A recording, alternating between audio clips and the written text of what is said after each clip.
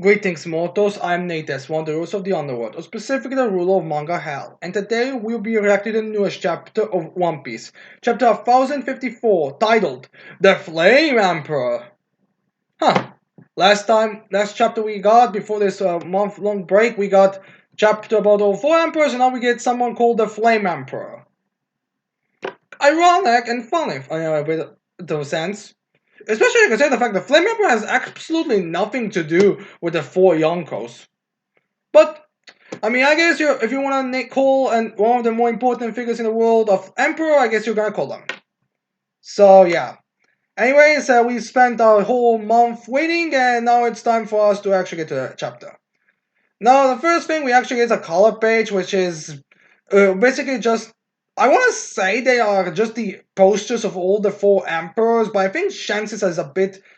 Shanks and Boggies are a bit different, and I can't remember exactly for White Blackbeard, but I think Luffy's is the same as the poster. It's basically just them all together. I mean, this makes sense. I mean, that is the final. No, I think that was the final page of the last chapter, but still, nothing real that special to say.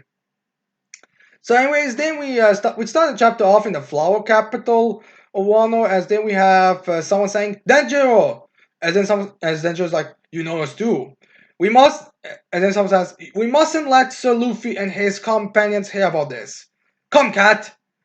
And then I'm gonna snake him, like, huh? And then we see Green Bull walking, stepping, as then we see a bunch of plants coming from it. Like literally, we get like a visualization, like him, fruit catching, and flowers come from it. Green Bull is like, the thing about influence is when you really want it, it can be hard to gain. Hmm.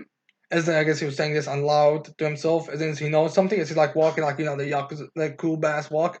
As he comes there, as he sees a bunch of the scabbards there. Like we see Raizo, Shino. Oh no, Shino was there. I guess it's just because technicality. Danjo, Inarashi, Nekamushi, and Kawamatsu. I'm guessing Kinema might recall someone else with his wife, while Okiko I guess was the partying with the rest. And I think, and Ashura and Izo were dead, so I think that is, yeah, fine. Yeah, that's fine. Everyone's there. All the scabbards basically, except the two who are not really able to. And then group, hey, but he's saying, hey, Sama, you better not try to stop me. As they're all standing there. As then we have, where he's saying, he's from the Navy. Which makes sense. I feel like he would be one of the few who would actually be aware of this stuff. Then we have Denjiro saying, they are still Luffy's enemies abroad. I'll get you that might just be I to explain it to everyone else who doesn't know, although I also think that Kamushin, she would probably know this as well. So anyways, they have Green Bull being like, so you know how things work outside of here. The celestial dragons are the gods of the world, and here in this country, unaffiliated with the world government, you have no human rights! As he's screaming that. I have no idea why he's doing that right now, but whatever floats your boat, Green Bull. Also, it seems like Green Bull actually does have sunglasses on him, so yeah. As they have Green Bull saying, don't blame me for it, it's how the world works! So I'm guessing he's gonna. No, this is actually the thing that about Green Bull being like one of the more people who's actually like fully on board on the whole world government thing, which actually does. Which funny enough, actually there aren't that many admirals who are like 100% on board with the world government things. Like I'm not saying like characters like Sakazuki and Kizo are not on board, but the rest are more like, oh, we'll do what we have to, but doesn't mean like we all scream, "Oh hail Grand the celestial dragons!" constantly. Well, okay, we have Grimo who's basically screaming on this. Although not gonna lie, Brandon was giving me also the idea that he's like one of those people who just like similar to Rob Lucci, just gives me the idea like he's like wants to be sadistic for the sake of being sadistic, and that, but he uses the "it's for the world government to decide" type of thing. So then we have Grimble saying, Groves of Wrath. I'm a woodsman with the power of woods fruit. Woods? Seriously? I guess it makes sense, but still, I would have imagined something more like a plant. As they have Grimble saying, the forest is just as much the cradle of life as the sea. It's pure Logia, nature itself. As then, it's actually kind of smart how quickly like his dad because I took his showing up himself, like his full appearance. Although I guess everyone kind of predicted something to do with wood and plants as soon as I think his line. No, actually, I think it was probably even before that. Probably just as we got his color scheme, probably people were throwing plant around. But yeah, anyways, then we have him like creating a bunch of plants, as well as becoming bigger and bulkier. Anyway, to see a shot of the clock capital as Luffy is dancing, as some others are also dancing around him. At least I think that's Luffy. I mean, it looks like something Luffy would do. Although I don't see a straw, so maybe that's not Luffy. And also, I'm not sure about the alpha, if it's the same or if it's different. Anyways, then we have uh, uh, Green Bull giving a bit more of his philosophy is like, let me teach you something humankind has lasted through the ages by creating a definition, defining the inferior. All of the rest of us can look down our noses at the unaffiliated countries. Discrimination creates solace. So basically, this discrimination is what is required to make a good world. Which, alright, Green Bull is obviously wrong, is obviously, false. But I guess his logic is essentially like, alright, there's no way you can make a world where everything's equal. Everything's gonna be a problem.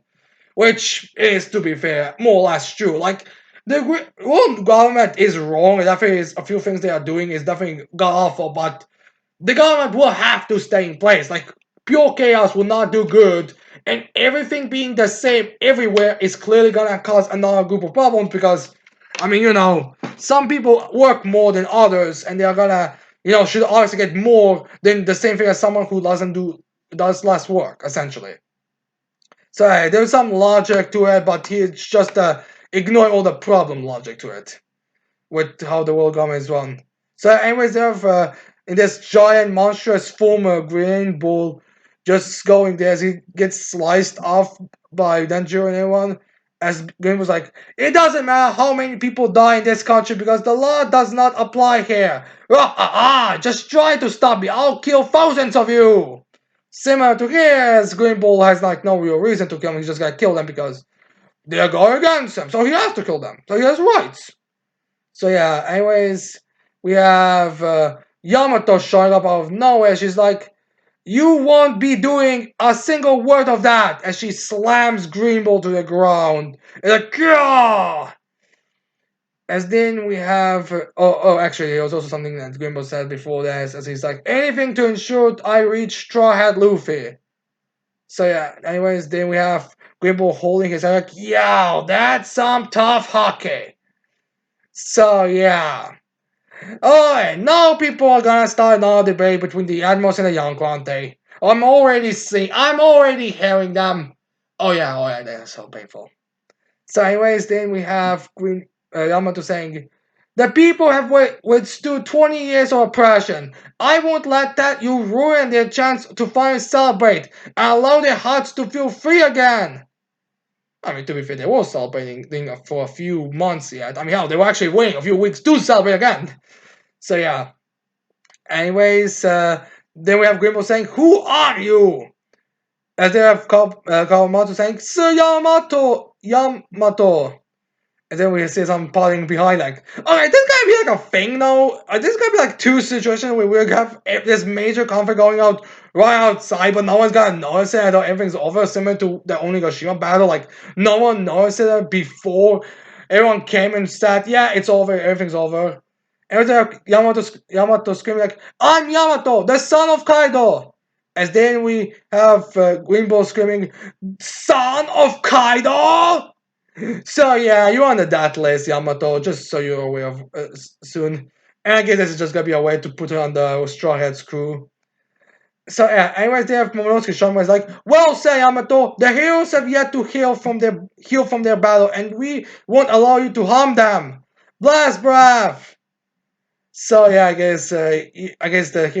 oh, okay.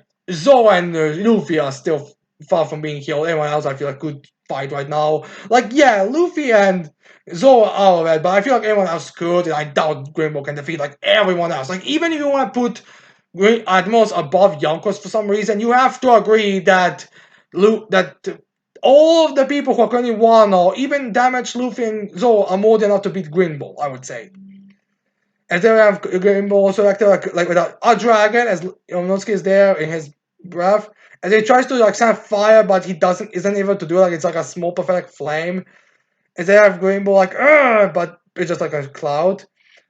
As then we have like a shot of people celebrating. Then as then we have Green Bull like, what? Was that supposed to be an attack or something?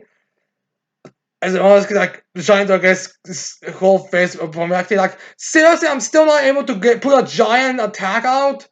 And then I was just like, Momonosuke! And I want to like, Lord Momonosuke! And then Yosuke is trying to keep it his cool, be like, as I was saying, as he like, I guess makes more clouds from his hand. I guess he's getting more control of the cloud of his ability. He goes there and bites Green Bull in his, I'm guessing his pecs, his muscles, as he says, leave this place, be gone from the capital, as he bites down on him. Bites down on him. As then we have Momonosuke screaming, do not make them worry. I swore an oath to them. So I guess there's more of a cap to push the demonstration from Momonosuke, which is good to see. As then, actually, it wasn't his back, it was his arm switch, to be fair. It's still muscle, wood muscles. So yeah. Anyways, then we have Grimo saying, a pink dragon? That's weird. I haven't heard of anything with those powers. So I guess Grimo didn't get the memo about the fish that fruit. Although why would a pink dragon be weird? I mean, kind of a blue dragon. Why would pink be weird? A weird color. I don't get it. I mean, imagine cartoons would have that. Anyways, then we have Green Bull doing the logical thing, just wrapping Momonosuke around and just like kind of like breaking his neck or something. As we have Momonosuke reacting to it, as Green Bull is like, move it! As Momonosuke like, ah! And someone's like, Momonosuke! Question: why doesn't Green Bull, and when he asks Momonosuke like this, just go through pierces through his scales, or tries to pierce through his scales to get to him? I mean, I guess it really was a surprise attack that got the Beast Pirates, considering the fact because I doubt that Momonosuke is one of them that is that stronger than Kings. So yeah, honestly, if you more down to we gave him than we thought. Every time from Momonosuke like, Yamato, you must not fight. And Yamato's like, what? So yeah, I guess it's more like this is a place for Wano's citizens, and you're a Shire, which would mean you fight with basically like with Shire's fighting. I guess which would imply that she got exiled off screen. I don't know. It's still up in the air at that point. So yes, then we cut to at the sea near Wano, and for some reason I'm hearing a bunch of a bunch of fan bases just screaming an uproar over the ship we see, because we see the ship of the red hair pirates. I guess they're gonna do something. These lazy bunches of idiots. Anyways, they have someone saying, "There's a weird one. There's a weird one mixed into the bunch. Let's go to him, Captain. Luffy's a great pirate now." Wait, were they implying that they were saying that Luffy was the weird one? I mean, isn't Bucky the weird one, honestly, if you think about logically? I guess he is not. Anyways, they get the Jolly Roger, the Red Hair Pirates, as the fan base is currently screaming in annoyance. And then we get a silhouette of overrated in it, as he's saying, haven't been here since we said farewell to Odin.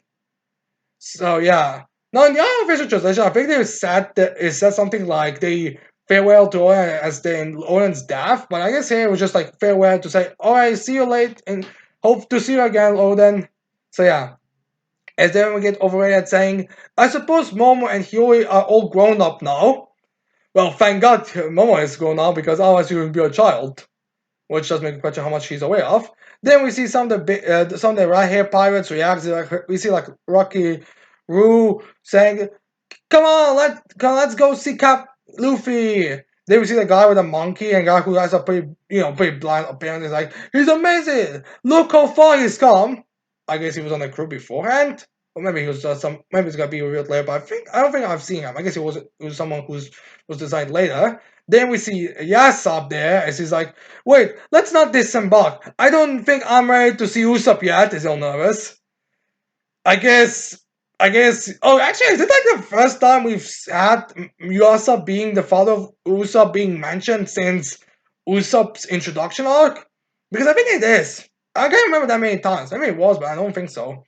So I guess he's nervous about meeting his son after abandoning him and his kid. Then we get to the other guy who looks like he's from Morocco, could be like, that's not named Kid is still around, right? He's gotta pay for picking a fight with us. Did he did Kid attack something again? Or are they referring to that alliance to take the riot parts down? I don't know really. It could be either one, honestly.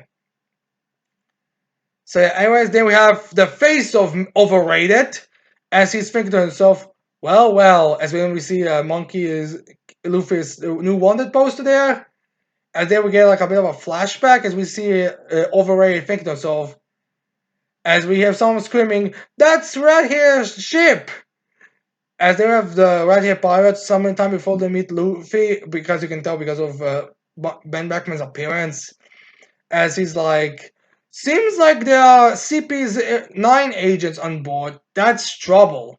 Is there some of the pirates? And then we see Overrated as his younger age, where he still have the straw hat being like, nothing to worry about. We sail as they are going there and sign up Bob Barton and they're attacking the world government ship. And then we see someone who's very clearly a younger who's who. They're being like, what are they after? There's no treasure here, only a single devil fruit. So yeah, I guess it's referring to his blabbering mouth because he's literally says there's nothing but one devil fruit. Also, something funny about Who's Who, he actually still has his eyes covered with his hair this time, and still has his horns. So I guess that helmet was just to, make his horns look a bit more intimidating, a bit longer, since I think his horns are a bit longer than they are now. And there are Who's Who screaming, what could that mean to them? It just turns you into rubber, right? Or maybe that's someone else saying it, but I'm guessing it's just Who's Who is saying it. So they will see the chest that contained the fruit. Then we cut to the Luffy's village. I think it's something about windmills in name. Then we see Luffy and the Red Pirate itself being happy as they will see the overrated holding the straw hats. As I'm not sure if he's about to give Luffy. I think it was given later. Probably just like maybe to cool himself down or something. Then we see that Lord the Coast or whatever that Seeking that took Overrated's arm off as it approaches him, as then he's smiling, as then we see the cut of when he Overrated lost his hand. Then we cut back to the present as Overrated is holding that hand that he lost there, as he's smiling. As then we get some of the, I guess, members who joined Red Hair Pirates later discussing this. Then one who seems to be a gorilla mink or something like that be like, guess all the bosses know the Straw Hat Luffy guy.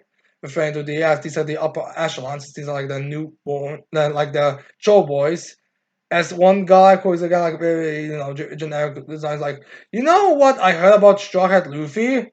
As the other guy who has like the even gorilla face be like, that he's like some monstrous uncontrollable ape of a man. At least that's what they say. You want to talk, crew member? I'm guessing his name is also going to make more of a joke on that. So yeah, anyways, then we see Overrated saying, I'm not interested in seeing Luffy. As then Lucky Ooh and everyone else like, what? No! And they'll back like, Red then Overrated saying, remember what's happening in our territory now? Again, Overrated showing why he's a piece of shit as a character. As then we have, I'm guessing, right over saying, there's probably someone else saying is like, there's that follower of Luffy's bought some thing. He burnt our flags down and replaced them with Luffy's. As there was someone else saying, I'm not sure if that's a named member or not, but he's like, so how would that make me look? What happens to the trust I put in me? Honestly, to be fair, the fact that Luffy took down one of the emperors already and the other one as well, and embarrassed another one before this, I feel like even if you like take down one of the followers, it's gonna be nothing. It'll be like the revolution. It'll be like one of those members of the Blackbeard Pirates being taken out by the village. Honestly, it'll probably be no difference. So I guess we have some of them be like, well, okay, I guess you have to a point. Once again, I think that just proves why Overrated is overrated and he's a piece of shit of a character. And then Overrated gets his shit out, and he is going to sit down, and Ben Backman is there thinking to himself, is looking there. Although maybe I should also rename Ben Backman as Overrated because he's a piece of shit as well. Like, first young commander. Oh well, rename him if they depending on how insane people are about him. So later we see a sake bottle, as then we have, I'm guessing Ben Backman pouring some sake to Overrated. That as he gets ready, and then he puts, as then Overrated grabs the sake cup as he starts drinking, as then Overrated is drinking and saying, "Say back, I think it's time we make our move." And I'm guessing this is gonna be the point where everyone's gonna lose their shit off because Overrated's overrated. As then we get up also a clear shot of sake, which there's some debate about if that's supposed to mean something or something significant. I'm not exactly sure. That's up to the people who overly analyze One Piece to the side. As then a shot of Ben Backman. As then we get the final shot panel of Overrated, as he's like, "Let's claim the One Piece." So, like I thought, Overrated is a career opportunist who is now taking opportunity of taking the One Piece at a time where he has the easiest time. Because let's be real here, three of the Yonkos are currently some more new bloods, and he's the only one established, and he has his entire crew on one ship, meaning it will be sort of transport, and all in all, he's a fucking overrated character who doesn't deserve to live. Anyways, then we cut to Navy HQ, New World, and then we see the HQ, as then someone saying, "We can't let the revolutionaries keep right on Mark Akainu." As then Akaino's power is responding with, "I know that, but we don't have the troops to send." Well, maybe Akainu, if you didn't send your troops to go deal with the warlords immediately after they were abolished, you would actually be able to deal with the troops, or deal with this situation. Like, legitimately, if you really think about it, there was literally no reason to attack warlords immediately after they got abolished. I mean, the Kuja pirates don't do shit, and everything they do is something you can only guess because of it's their culture. What Weevil doesn't even prioritize. Buggy would probably just continue his normal exploits, which are again more beneficial than anything if you really think about ending wars with them setting. And Mihawk, well, he's as over as Shanks is. What do you think he's doing? Anyways, then we have, I think, the guy who's reporting everything to Okano saying, "They're calling him Flame Emperor Sabu now. He's the hero of the entire world." And then we have this guy, we see a shot of the meeting as Kizaru also seems to be there, as this guy's saying to Kaino, 800 years ago, the world government was created by 20 founders. Of the descendants, only Nefertari Koba attended the rally this year. Well, I'm gonna explain that. Well, I guess that means Myozga wasn't there to attend at all. So yeah, I guess this is referring to all this. And then we get to the newspaper that was on the front page, as we have the first. Let's get to what the person is saying. Is they're like, which is why his murder was so meaningful to the Revolutionary Army. And then we see the newspaper with Revolutionary Army Chief of Staff Sabo kills Cobra, King of Alabasta, as we shot these two there. As then also, I think the page is actually the page of what Sabo's Water poster is. So I guess we can expect Sabo's bounty to risen up insanely. Like, a lot of people were actually were unhappy about Sabo's bounty, but now it looks like it's gonna be risen high up. Now we get a bit of a flashback and explain how happened during that time. As we see like Marijua with some important statue being destroyed and burnt, it's on fire. As this guy's like, just hours before that, in the land of the gods, the living area of the celestial dragons, they destroyed the hoof of the celestial dragons, symbol of the world nobles, in a declaration of war. Makes me wonder if there actually was this site beforehand. Also, we see a few of the celestial dragons panicking there. Then we see like a versus kind of panel as we see all the commanders that were there from the Revolutionaries go up against Green Bull, as we have this guy be like, Admirals Ryukyugu and Fujitora that led to the Navy into battle. But in the end, the ex-revolutionary and celestial dragon slave Berfula Kuma was freed, and all of the revolutionaries escaped. So yeah, we also see Kuma there as he's being saved. So yeah, I guess we can assume Kuma is now there as well as in forces of revolutionaries. So yeah, now it makes me wonder what they're gonna do. If they're gonna like be programming him to help them, or they're gonna try to bring back his personality. It's unclear. I'm guessing we might get an explanation on what's going on with Kuma right now, so I don't think there's a reason to keep it a secret so far. So yeah, anyways, then we have this guy saying, I'm certain that it was difficult for the animals to exhibit their full power in the land of the gods, which is true, especially with the personality that Greenbow has, and if Richard probably also doesn't want to do that. Maybe like to scare the world knows but nothing more. And then we have Sakazuki saying, don't make excuses for them. Like, yeah, there might be a reason, but I don't want those excuses. Everything another shout out the newspapers, they're like, and what about this? I guess that's just probably Kano or Kizo saying. And what about the disappearance of Princess Vivi, which happened at the same time as Koba's murder? So pick your poison. Either a revolutionist saved her and took her somewhere else, or she was captured and is imprisoned in Malaysia. Both options work for me as well. Honestly, everything we find out who this guy that was talking with Akano is as we get the Starbucks like Director Nevoborio of Investigation, Kuromu Tensei, which I think referred to as Black Horse. So yeah, I guess one more addition to the zodiac of the admirals here because I think we are like over half at this point. Also, while we are on the subject of the zodiac symbols, Team Horse from Kunoichi, love of Tsukatsu is best team is Team Horse. I know they are supposed to be the mean girls of that team and the ones who are companies causing trouble and getting backlash, fire format, but they're the best team. Just so we're clear. Anyways, then we have this guys, this Kuromo saying we are still investigating the matter, as well as any possibility connections between the two. So I guess it's not confirmed yet. What happened? Just that she disappeared. Anyways, they have a kind of moving on. They're like, it's double blow for Alabasta. It's a double blow for Alabasta, which is true. They lost the king, and all their next in charge is missing. Who knows where she is? Anyways, they have this Tensei guy saying their ship's still at the red port. In fact, they can't send it home. That's all that's going on. So I guess they're just like, we can't leave. Our queen is there. Although maybe everyone's missing, or if everyone else was kidnapped as well, I don't see why they wouldn't be worried about it at all. Anyways, then Kizo is uh, saying, and not I guess starting to speak as well. It's like, can we assume the attempt murder on St. Charles is solved then? We're referring to I think something before, as then we get a bit of an expression here. Then we see Miyozga there as we get a bit of an update. I guess he was completely loyal to what his words.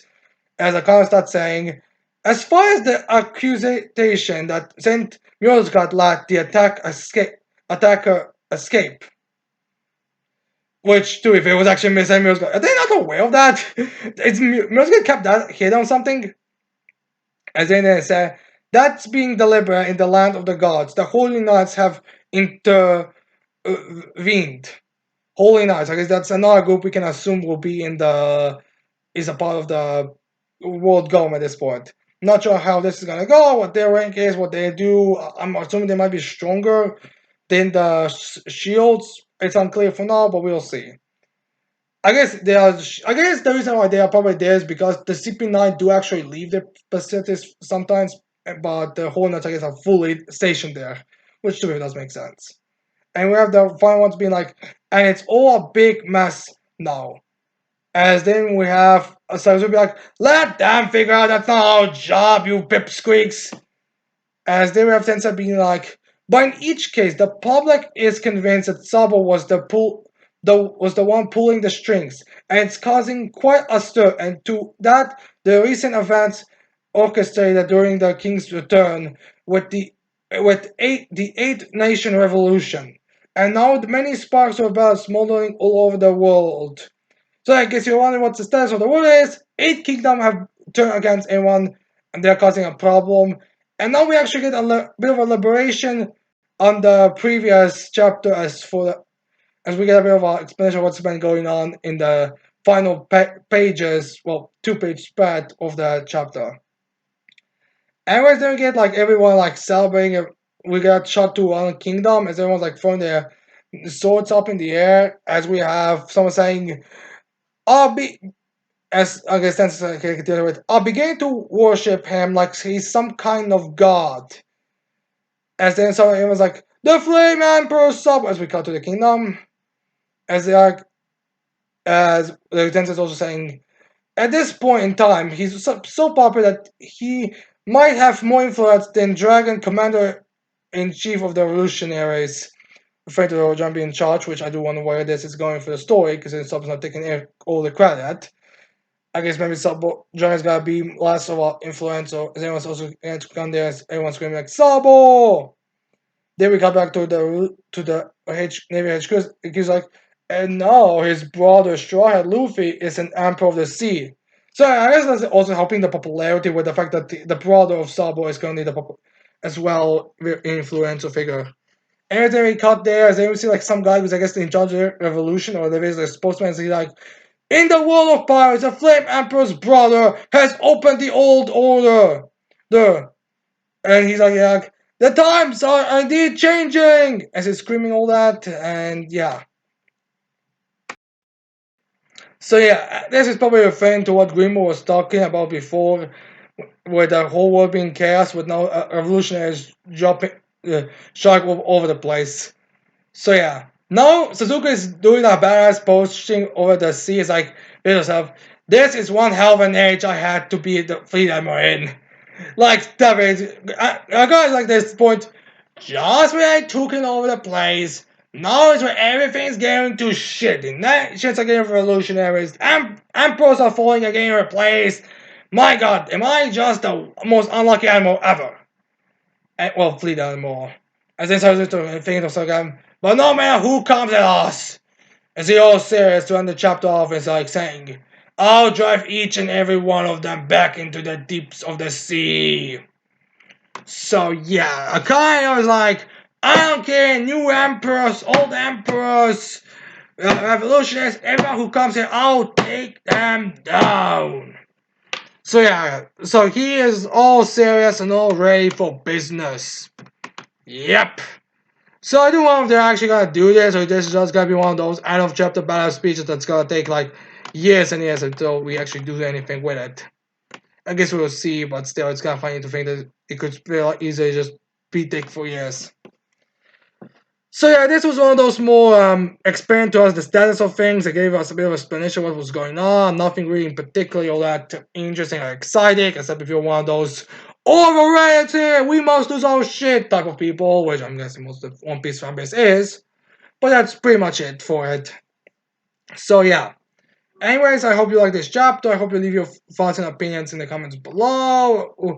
Also, tell me in the comments what you think is gonna happen next. And yeah, with that said, I hope you like this video. I hope you leave a like, subscribe to the channel for more videos in future. And with that said, I cannot wait to see all of you mortals next time. Goodbye.